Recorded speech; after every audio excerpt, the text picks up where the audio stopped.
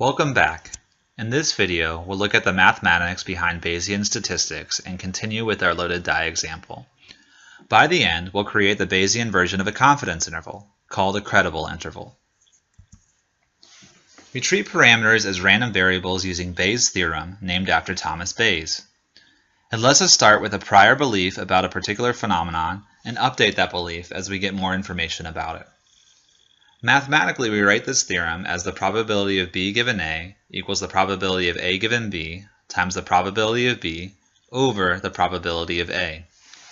Written in words, the probability of a parameter given the data is the same as the probability of the data given the parameter times the probability of the parameter divided by the probability of the data. The left-hand side is what we want to know about. It's called the posterior distribution because it is the distribution of the parameter after we have collected the data. The right-hand side is what we know. Probability of A given B is the likelihood, and probability of B is the prior distribution. The prior distribution is where we can incorporate any prior knowledge we have about our parameter, which is a unique feature of Bayesian statistics. For our dice rolling experiment, let the yi's be the data we've collected. In our case, let it be a 1 if we've rolled a 3 and a 0 if we haven't. Let theta be the probability of rolling a 3. Suppose that the number of rolls in a trial n are constant and that z is the total number of 3s.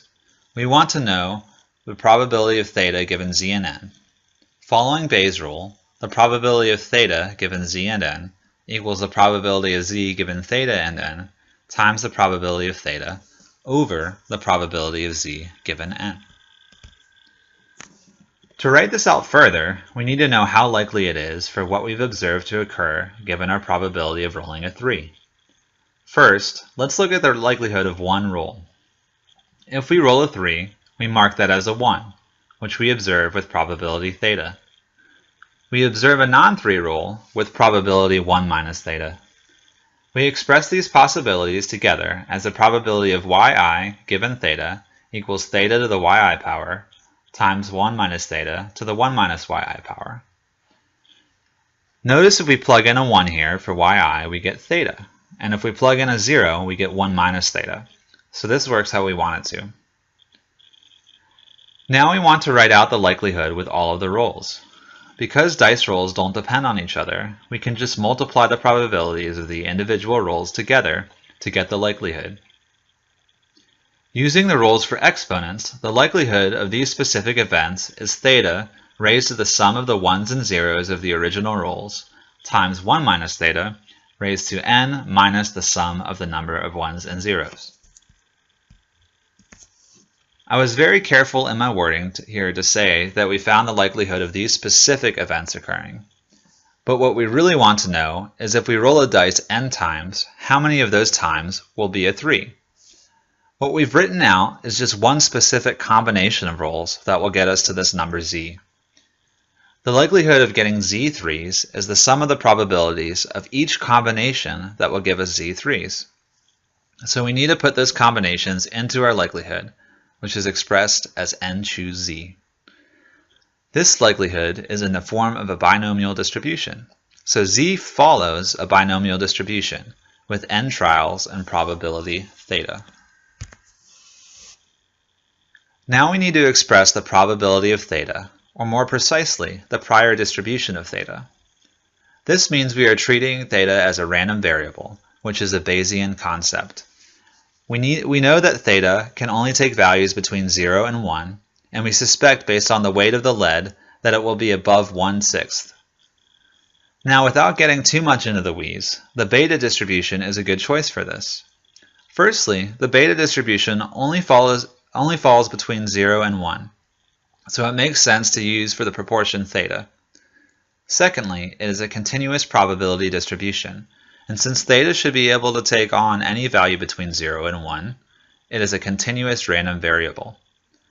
Finally, beta distributions work nicely with binomial distributions. By nicely, I mean that we know and can work out mathematically that if the prior distribution is beta and the likelihood is binomial, then the posterior distribution will also be beta. When the posterior distribution is of the same form as the prior, It is called conjugacy. Wikipedia has a large table with examples of conjugate priors and posteriors. The prior distribution is where you put any expert knowledge you have about the parameter. We've already started doing this by fixing the parameter between 0 and 1 because probabilities can't go below 0 or above 1. But we also know that it's really unlikely the parameter is below 1/6 because we've weighted the other side of the die. Other than that, we don't know much. Therefore, I've chosen a prior distribution with an expected value halfway between 1/6 and 1 at 7/12. Since I'm not very confident about that 7/12, I've chosen a distribution with a high standard deviation, the beta 7/4 5/4 distribution shown here. After doing some math multiplying the likelihood and the prior, or just looking at that table in Wikipedia, we find that the posterior distribution is beta 7/4 plus the number of 3s rolled, comma, 5/4 plus the total number of rolls minus the number of 3s rolled. Notice that the more rolls we have, the less the prior matters. So even if we have a really strong prior that doesn't agree with the data, if we conduct enough trials, the data will overwhelm the prior. Let's see how the number of rolls affects the posterior distribution. As a reminder, here's what the prior distribution looks like. Note that because the prior distribution takes values between 0 and 1, our posterior distribution will also. After 10 rolls, our distribution is still pretty wide. After 30 rolls, we're getting a lot of 3s. Our posterior distribution is narrowing. After 50 rolls, it narrows a little more, with the bulk of the distribution somewhere between 0.5 and 0.7. After 100 rolls, our distribution continues to narrow and starts to shift leftward. We are rolling less 3s. After 1,000 rolls, our distribution is narrowing around 0.4, and after 1,000,000 rolls, the posterior is almost a single vertical line at 0.4, which is the truth. Note that we only know the truth because we simulated the data. Putting all these plots together, let's make some conclusions. First, we got unlucky here. This started as the data set from the beginning where we had the confidence interval that missed the truth. Around 60% of our rolls are 3s at the beginning, even though the true probability is 40%. When dealing with randomness, sometimes you get unlucky. Second, if we have enough trials in our experiment, we will eventually get the truth. If you can afford more trials, it's always better. Third, we used a pretty weak prior here, meaning it didn't influence the posterior very much. If we knew more information about the loaded die, like that it should be between 1/6 and 1/2, then it would have nudged our posterior in the correct direction earlier. But even this weakly informative prior helped us by bounding the distribution between 0 and 1. We have still incorporated our knowledge of probabilities into our posterior. Alright, so now that we have the posterior distribution, we can create the Bayesian version of a confidence interval, called a credible interval. Credible intervals have an easy interpretation. For a 95% credible interval, the probability that the parameter theta is in this interval is 95%. This plot of the posterior is a probability density function. That means that the area under the curve of the function is 1.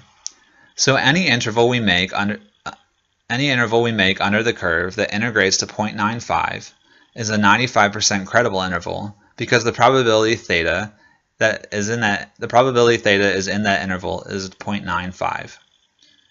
Note that this means we'll never get an interval with values the parameter can't take.